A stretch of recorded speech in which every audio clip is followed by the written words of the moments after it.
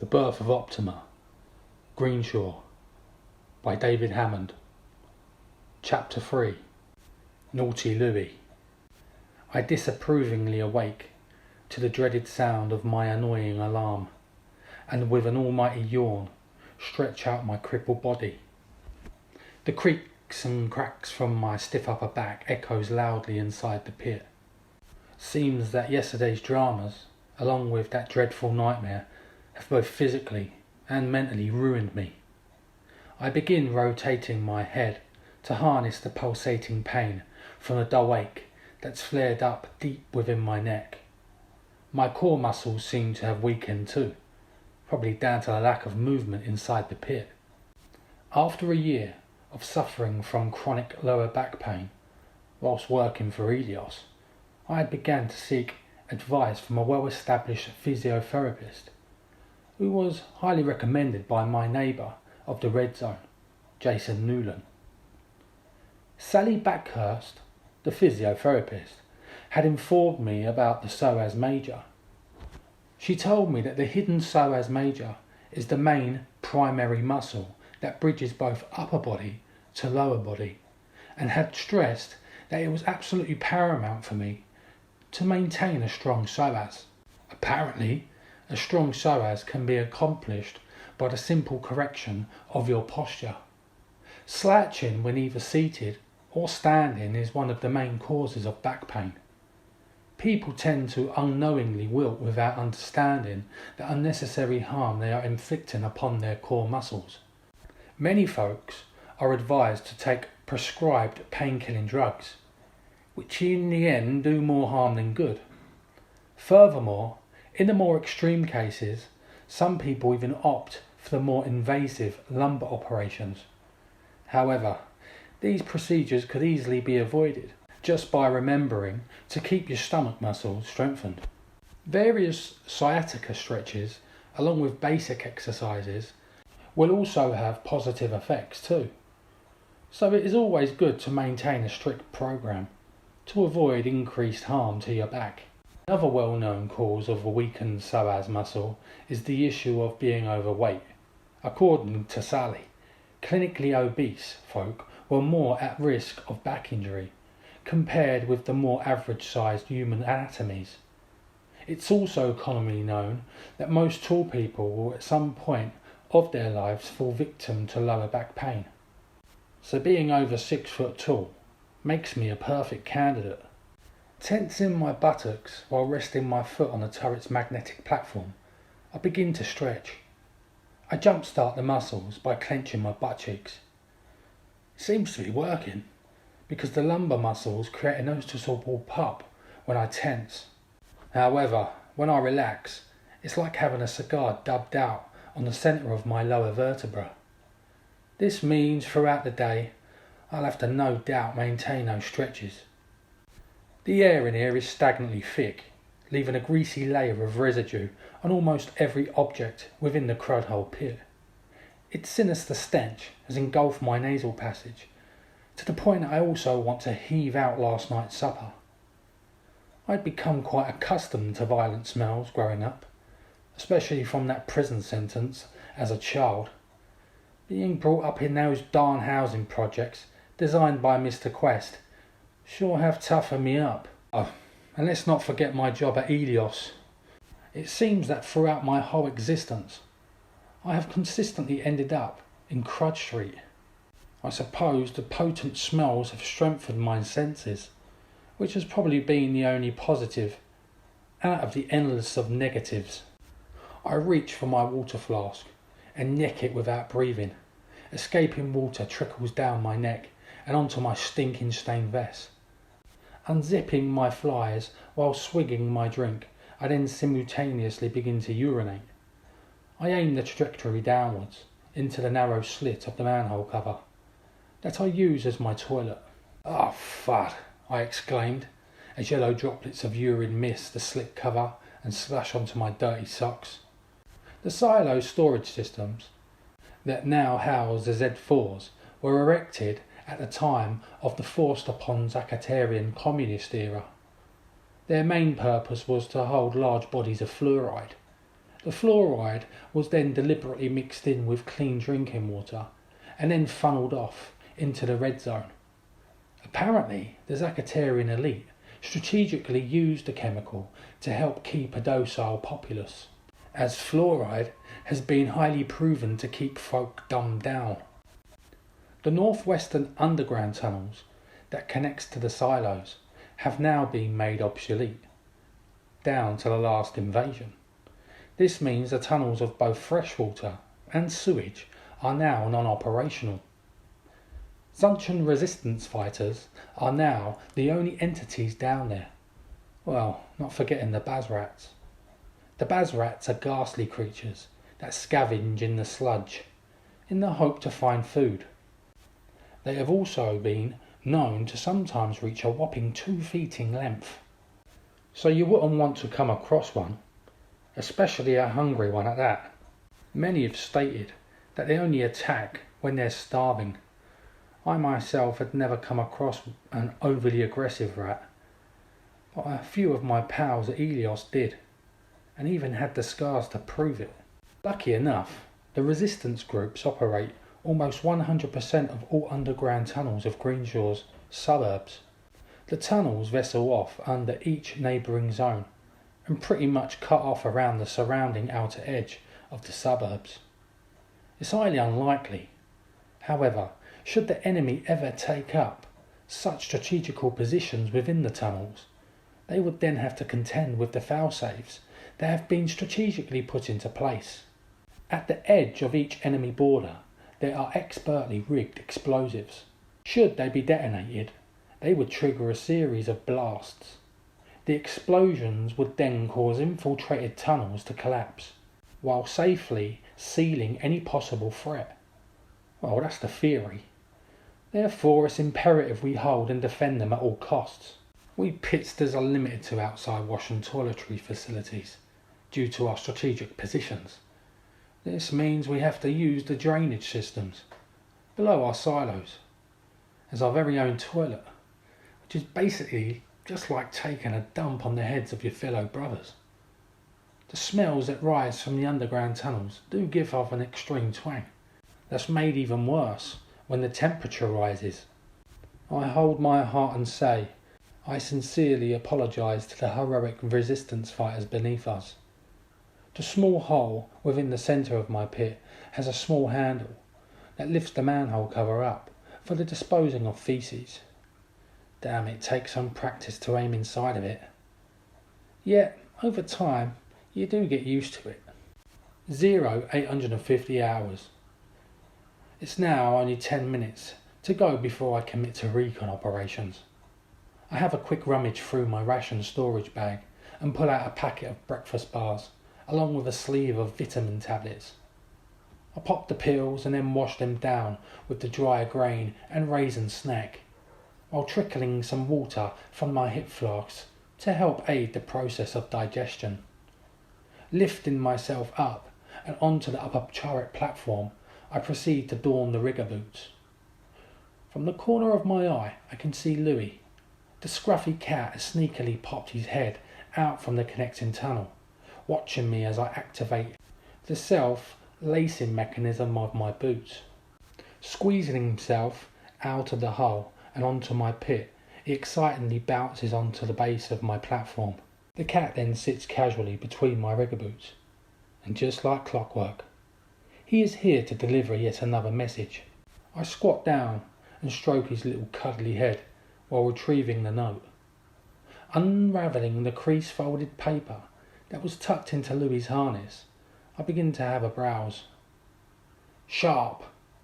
No action, although plenty of activity throughout the night, fella. I had to train the scope in front of the convoy for safe passage at 0400 hours. There was 2 grizzly tanks, along with 1 Mark II mass, which had been carrying servicing parts and other unknown equipment to Alpha 10's damaged Z6 turret. I begin to get distracted by Louie's playfulness as he strokes himself up against my rigger boots. I ruffle his head once more while continuing to read the note. Base also stated that we were to receive new objectives, Apparently they'll be arriving soon. P.S. I think we might be going to join the France. From Scott. I stand there absolutely stunned from what I have just read. Scott must be smoking kush, I said as I flipped the paper to its fresh side. I swear, we're due military leave soon. How could this be possible? I pulled a marker pen from the pocket of my utility belt. Pulling the lid off with my teeth, I then begin to scribble on the back of his note. Pack it in and stop assuming. We should be on home leave soon. We aren't going to know Alpha. And whatever you do, don't be scaring Taylor with your wild assumptions. Thud.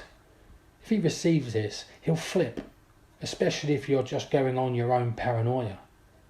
P.S. Whistle down the tunnel when you receive this note. Folding the scruffy piece of paper, I neatly tuck it into Louie's harness and say, Go to Scott, Louie. Go! Louie comically turns and hops from the platform and darts into the tunnel like a little slink. I chuckle at his mannerisms. Such an intelligent cat. Scott's theory of joining the France causes an agonising thought. The thought seems to have instantly killed the humorous side of Louie's comical behaviour. Furthermore, it's now got me spiralling into a state of depression. Because I should be on home leave soon. I finally hear Scott's confirmation whistle as it echoes through the joining tunnel and into my pit. Trying to find the ability to compose myself, I eventually peer back into the scopes. I scan the terrain of the circular park in the quest to find the tracks.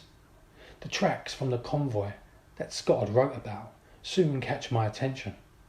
They look to have come from the south, while going across in a straight northern line towards Alpha 10.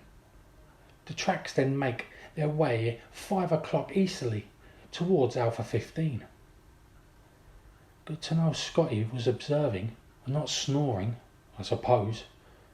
They sure were busy last night.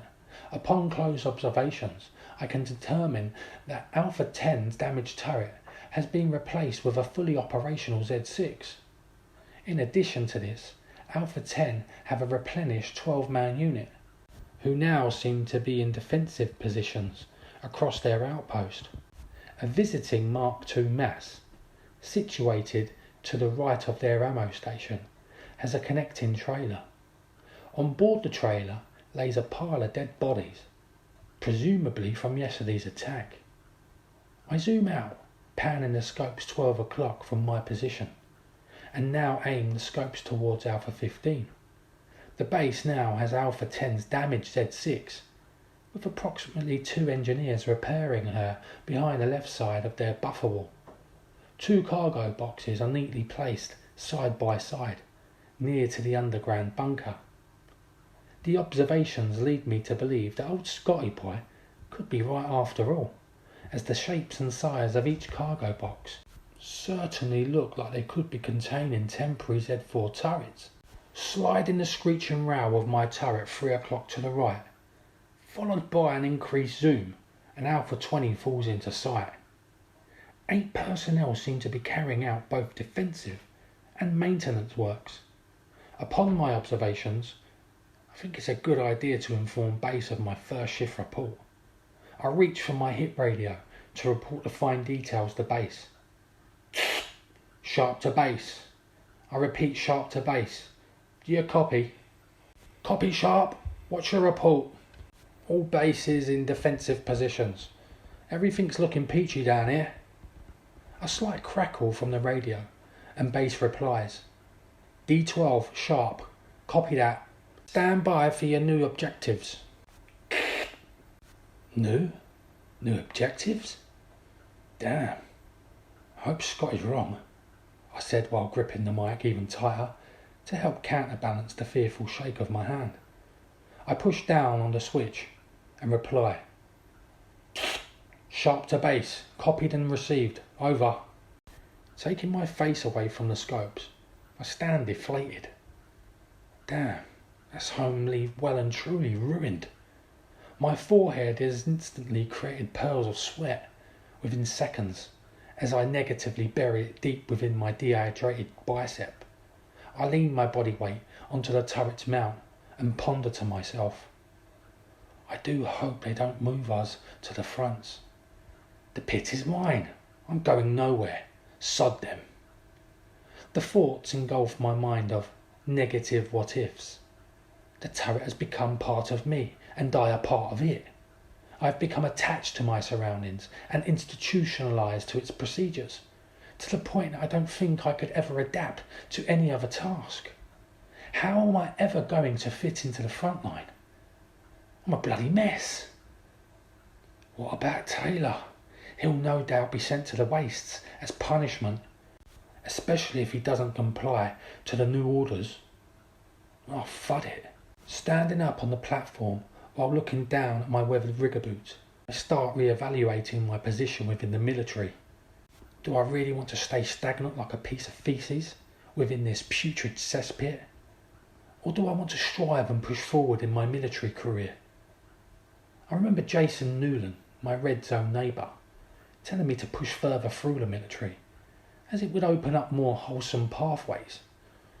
I opt for the latter thought, and the feeling of confidence begins battling the negative emotions of my fears. Fear is just an acronym for false expectations appearing real, I crazily said to myself. Damn, why am I talking to myself? Am I going mad? Then again, I swear I heard about the people who talk to themselves as being characteristics of the gifted. Or was it the crazy? I place my head against the rubber cushion of the scopes. My forehead sounds like a plunger as I squash it against the padded support. Now maintaining my positive thoughts, I manage to overcome the news and carry on with my primary duties of investigation. Maybe I'm just jumping the gun here. No pun intended. Besides, it might just be new objectives regarding pit recon procedures. Surveying the frontline positions has become second nature to me as I change my visuals from each of the Alpha's positions. Having assessed them for a timely duration, I again remove my gaze from the scopes and check my watch that hangs off my shrunken, malnourished wrist. It reads 1,055 hours. Base to Sharpe, do you copy over? Affirmative base, Sharpe copies. All clear at the fronts. The crackle of the speaker from the mic remains triggered at headquarters, and with an instant he responds. Base to D12 Private Sharpe, service number 4825. Sure, your new mission objectives will be arriving at approximately 1200 hours. Be ready to comply. 3C sector troopers, along with the Chief of Pits, will be visiting you very shortly. They'll also have with them your replacements. Do you copy? Oh, fud, I said as I pull myself away from the gun's triggers. New replacements? It's now officially confirmed. We are going to the fronts to join the Alphas. Scotty boy was right after all.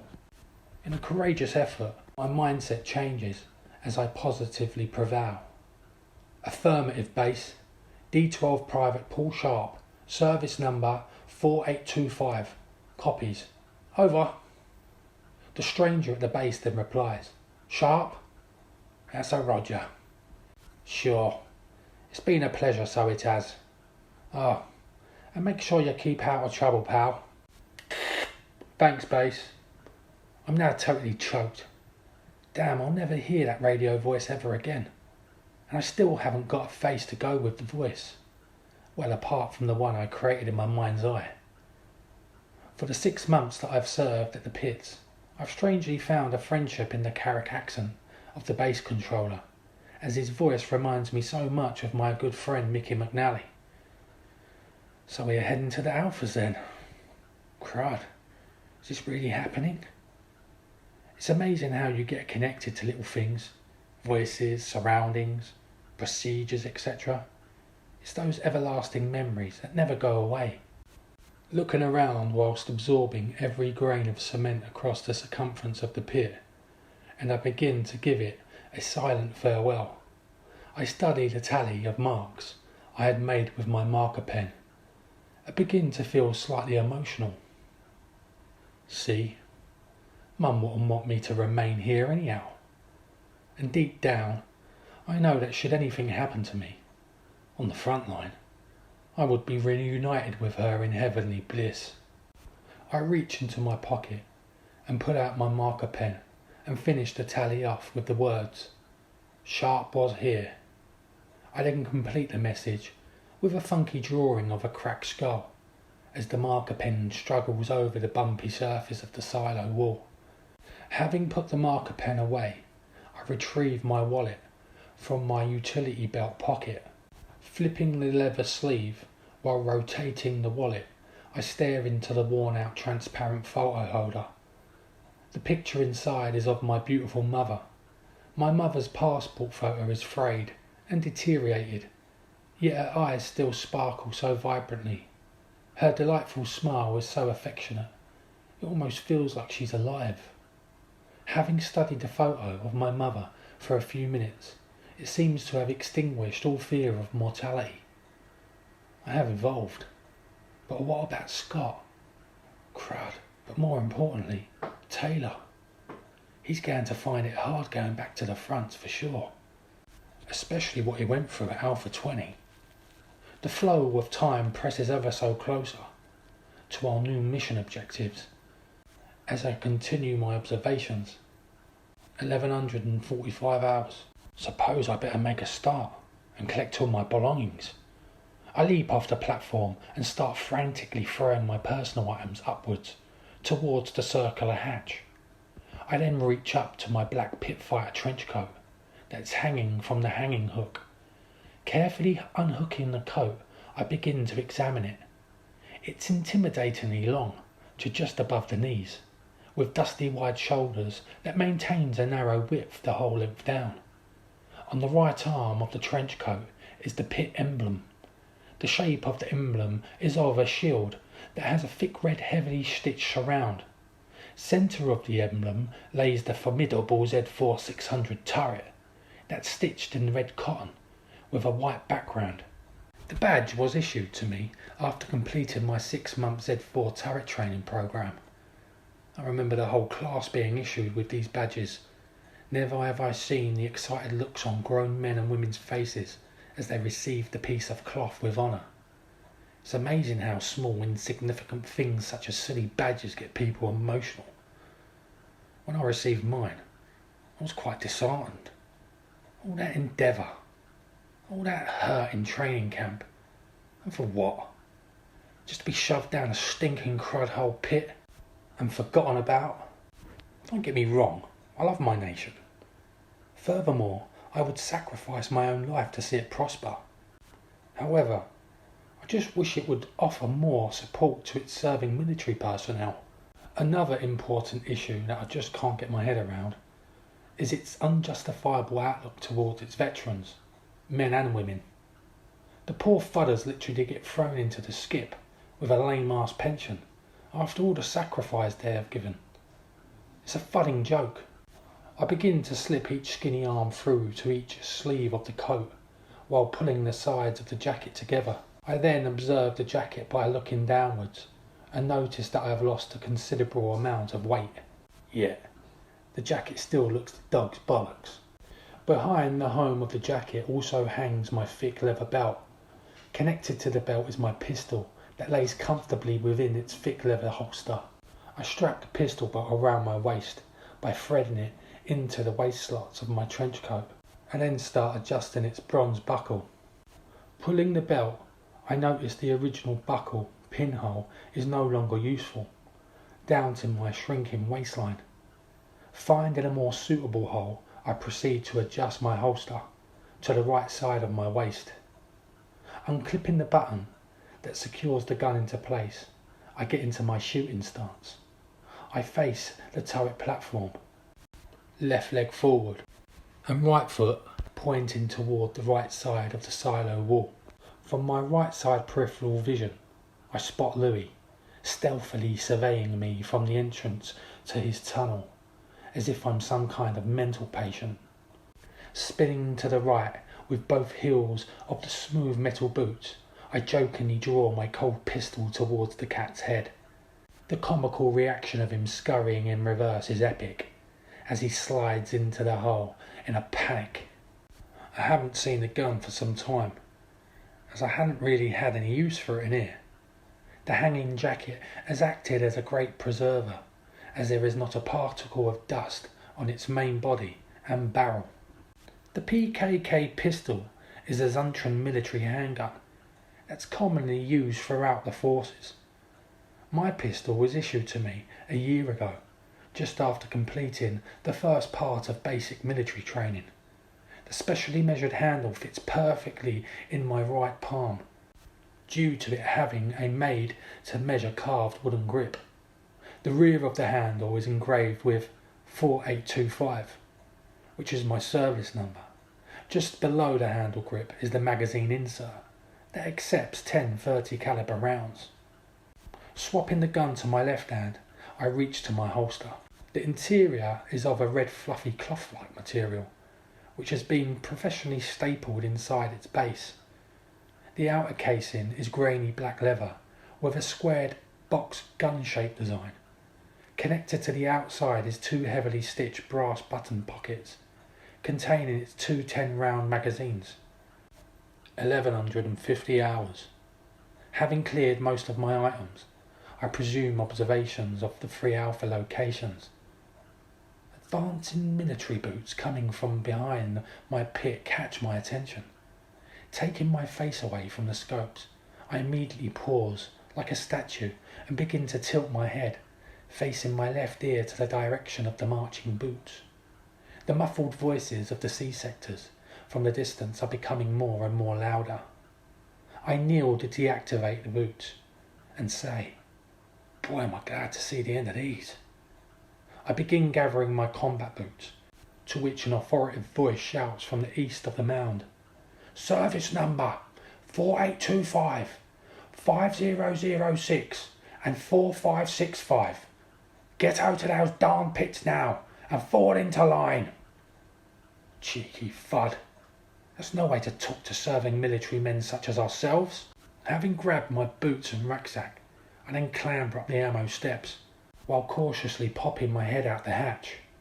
Swivelling my neck around like a turret, I can now see Scott's possessions that he had also lobbed out from his hatch.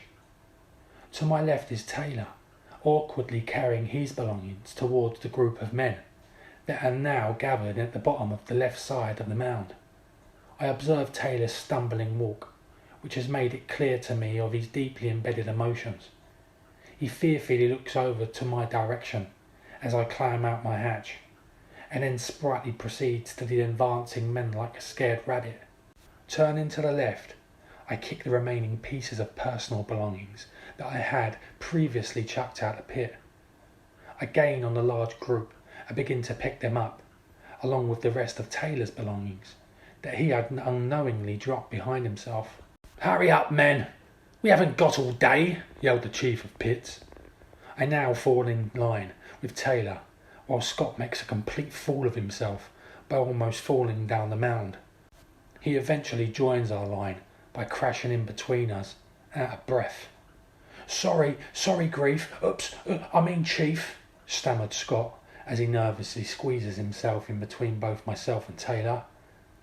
7 men in total stand before us, staring at our every move. To the left are the 3 new smartly dressed baby-faced recruits, who stand to attention in immaculate pit trench coats and sidearms. The frightful looks of disgust on the new recruits is uncomfortable. However, I know that deep down, they know this will soon be them. The rookies have shiny dark gelled hair that looks as if vinyl records have been melted and then neatly poured onto the top of their heads. 3 C-sector troopers to the right of us also look towards us in disgust, as if we are carrying some sort of plague. I must admit, we do look a sorry sight. I suppose it's a good job we are all wearing our pit trench coats. Should we take them off, our stench would probably kill the 7 men where they stand. The chief of pits is a lardy 5'3" pot-bellied pig, who is supported by a bowing cane that he leans on for support. Surely he'd never get down the pit, and even if he tried, he'd get stuck in the hatch. The fat fudder. The chief gives the new pitsters their marching orders by shouting, "Get to work now, men! Don't just stand there staring! Go!" He flicks his cane into the air towards the direction of the pits and continues, "Go now before I..." The new recruits immediately scarper up the mound, crashing into each other as they panically decide on what pit to choose. I lower my head in shame while the young pitsters embark on their nasty pits, and can now hear the rookies coughing and spluttering as they enter each post. I'll admit, mine was a lot cleaner before I arrived. The distinct sound of a diesel engine, presumably our transport, can be heard coming in from a distance. The midget chief of pits gestures his orders to the C-sectors, whom all acknowledge him by nodding their heads. The cream-cladded troopers waste no time at all and begin to lightly jog towards the incoming vehicle. All three troopers clutch at their rifles as they make it to the front and proceed to scan their surroundings like snipers. The chief slowly walks himself over to Taylor, who stood to the right of our line. He then fixates his stern look upon the arm of his trench coat. I say, what on this flat earth have you done to your emblem, man?" asks the chief. Taylor begins to break down and replies, I cut it off, chief. I just flipped out." "Fix yourself up, man. You'll be heading off to Alpha 15 in approximately 10 minutes, screamed the chief as he looks at Taylor up and down like a piece of trash. "As you're all aware, men, we are at war. We are also stretched to the max, which means you will go forth to the fronts," yelled the chief, who has now aimed his sights on both myself and Scott. "And yes, as you have all guessed, all military leave is now cancelled until further notice." He directs his stare towards Taylor yet again and continues, "If you don't comply with my orders, then I shall have no option but to send you to the wastes. From there you will live in total darkness, while dodging turds for eternity." The wastes are the underground tunnel systems that branch off outwardly to the suburbs. Although I believe the chief isn't talking about serving in the resistance, but more about becoming a sewer cleaner within the safer zones. I would rather dodge bullets than dodge turds. It's a grotesque place. I myself had worked down the sewers for Helios, so I'm very familiar when it comes to the underground sewage network. Damn, the size of those red-eyed bazrats makes the trips to the front seem like a heavenly option. Slowly turning my head to the right, I look past Scott. For a moment I catch the side profile of Taylor's face, from having been given his options. He seems to be much calmer now, with his eyes fixated on the chief's watery eyes. I also notice that his bottom lip looks to have settled, due to the threat of being sent to the wastes. The fat chief digs his cane deep into the ground and spins on his heels to the right. Mr. Porky now departs his cane, leaving it stuck in the mud. He arrogantly walks towards Scott with his double chin that swings along with his large gut. They both bounce in an out-of-sync fashion as he swaggers towards me. Saliva now drips from his mouth as he struggles to reach where I stand. He now unfortunately aims his interests on me, along with my personal belongings that are all scattered across the ground. I vaguely remember this creep at the pit graduation ceremony. If I'm correct, it's the one who constantly drank alcohol while eating pork chops like they were going out of fashion. His skin is extremely blemished with blotchy red spots that could easily be mistaken by a blind person as brow. He reaches my position and makes yet another failed attempt to spin on his heels, almost falling to the ground. However, he unfortunately regains his balance by pushing his enormous gut uninvitingly up against my ribs. Reflex action comes into play, which makes me automatically move back a step, creating some much needed distance. The runt then looks up at me with his bullfrog neck that stretches out like an expanding accordion. They say that the eyes are the window to the soul. Well, if it's true, then this watery pop-eyed motherfucker doesn't possess one. I say, yelled the chief. The runt grips my shrunken left bicep with his porky fingers and clutches at my jacket sleeve. He then checks to see if my emblem remains on the upper arm of my jacket. His light green Chief of Pitch jacket is made by the finest cloth makers, yet its brass buttons are strained down to his protruding gut. Fud me, I do hope the buttons don't pop off, as they would probably go straight through me, just like the shells of a Z6. It's nice to know that you're all proud of your division, said the Chief, staring awkwardly into my eyes, and then over to where Taylor stands. The Chief grabs my other arm, totally invading my personal space. Grasping me with his tight clutch, he draws in closer. Being uncomfortably closer, I can now smell his pork-scratching body odour. It's that bad it makes me want to puke.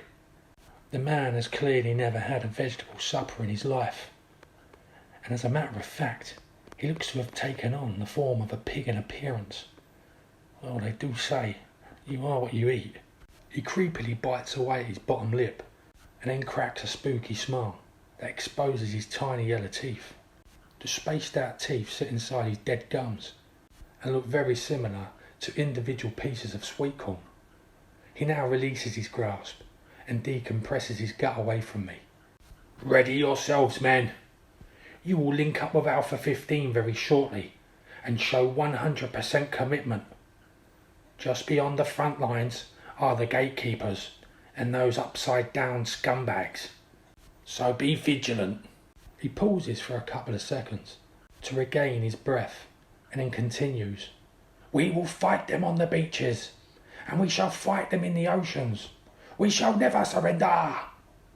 His stern orders are ridiculous, because the only battle he has ever fought was getting out of his bed.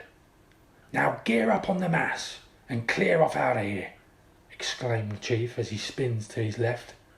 The Chief waddles himself back to his cane and violently pulls it out from the soil. Spinning it with his fingers, he then continues to the truck that has just arrived near to the west wall. I now squat on the ground, casually collecting my belongings. Louie strokes himself up against my arm, to which I return the greet by rustling his little head. I begin to choke with emotions as I slip on my boots, with Louie now going in and out of my legs. Taylor strolls over, while Scott collects his remaining items that he had dropped down the mound. He leans over and gently picks up the cat. Having Louie in his arms, he now unstraps his harness and passes it to me. Reaching through his trouser pocket, while holding Louie securely in his arms, he has a rummage. Turning his head to the disappearing Chief, he then pulls out a piece of material from his pocket, which appears to be the upper arm section of his trench coat, the part that the Z4 emblem is stitched onto. He rolls the cloth up like a sock and then starts pushing it over Louie's head while shedding a tear.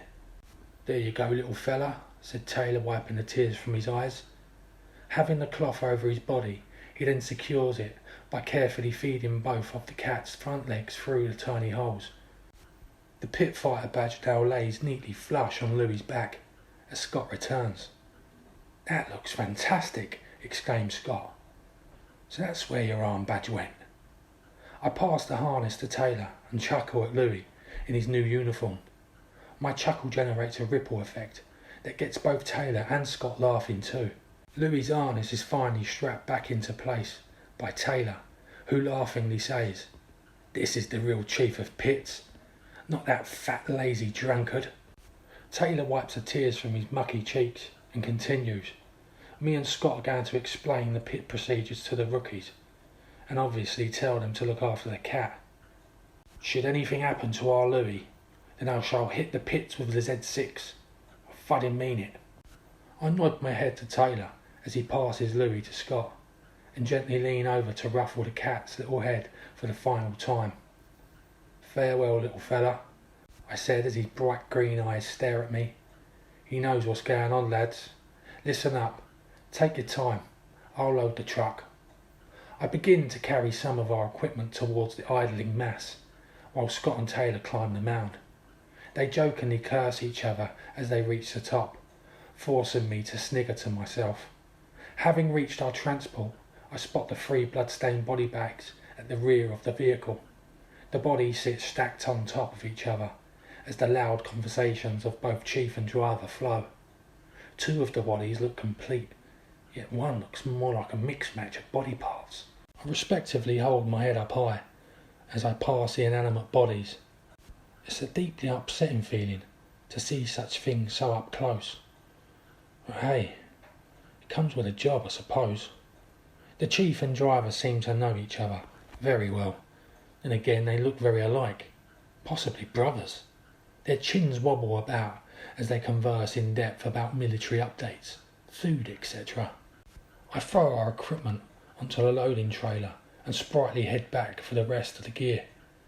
Looking up towards the mound, and I can now see Scott and Taylor doing the rounds of each pit while stroking Louie.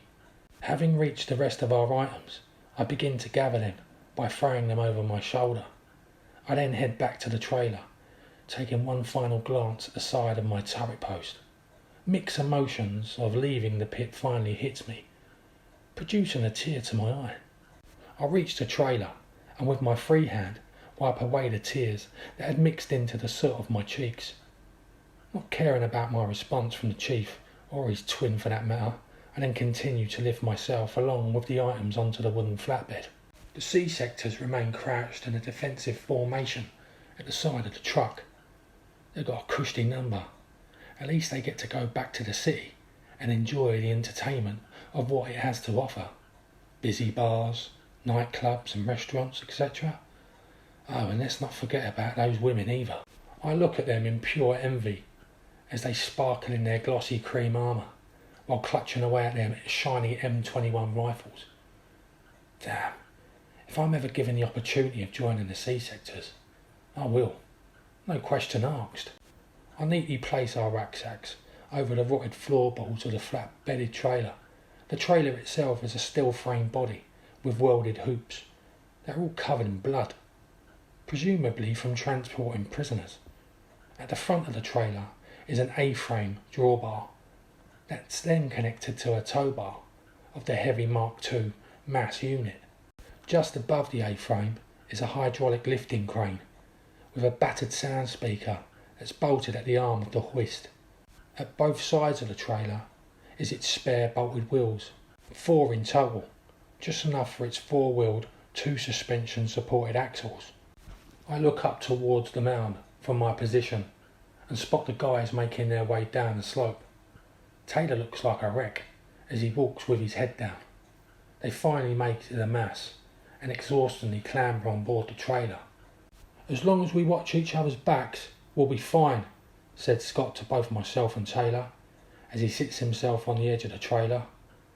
Taylor, there really is nothing to worry about, fella. Now fix up.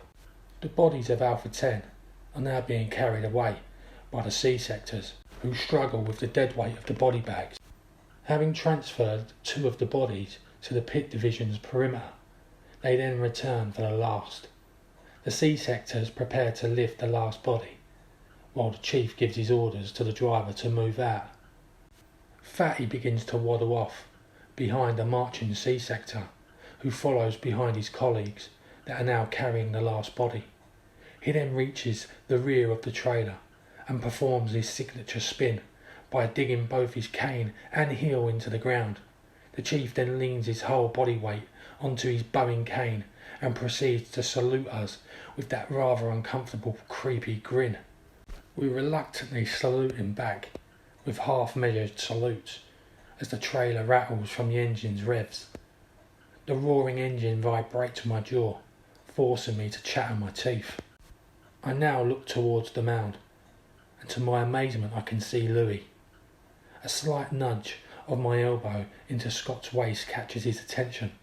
Both Scott and Taylor clock him as the driver of the mass releases the handbrake. Louie stands in a comical saluting pose, just under the barrels of Scott's Z4. "Well, would you look at him?" exclaimed Taylor, laughing. The truck's diesel engine kicks in its twin turbos, producing large plumes of black smoke from its shiny exhaust pipes at each change of gear. White noise of the crane's speaker catches my attention as a familiar song starts to play. Phil Collins, I can feel it calling in the air tonight. A classic tune for such a fitting situation. We stare up to the mound, laughing, as the blissful music battles with the sound of the rattling diesel engine. Making progress towards Alpha 15, I look down as the trailer bounces over a bent metal visitor sign of Greenshore Circular Park. The once great park, along with the Z6 turrets, is now the only thing that separates us from the dangers of the expansive red zone suburbs. I reach into my jacket and draw out my smoker and raise it up to my lips to take a draw. Having took an enormous tug, I then remove it. I look up at the pits and draw my arm back as far as I can, like a catapult. "Fud it," I said as I launched the vapour pen into the air. "We need to put the pits behind us, lads."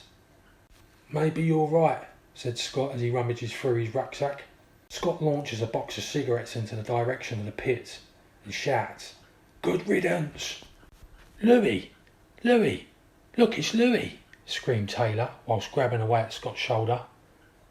Taylor begins hollering at Louie while pointing towards the pits. "No, Louie! No, go back home!" The cat looks like a cheetah as he stretches out his body, leaving a plume of dust behind himself as he gallops. With every driving effort, he tries his best to keep up with us. Gaining to the rear of the trailer, he then aerodynamically adjusts his ears, while putting every bit of energy into his stride. We chant like football supporters to give Louie that little extra push. He now advances to the rear at a phenomenal speed. The excitement is overwhelmingly joyful as he is just inches away from Scott's hanging boot. Suddenly, he takes his leap of fate and with fully extracted claws manages to successfully catch on to the rear of the wooden trailer. This automatically forces Scott to lean his whole body forward with the help of both myself and Taylor, who clutch on to the back of his belt. Scott manages to then grab Louie's harness and in a scooping-like motion draws him into his chest. Scott cuddles Louie's exhausted body and repeatedly says, in a gentle tone, "Naughty Louie, naughty." To be continued.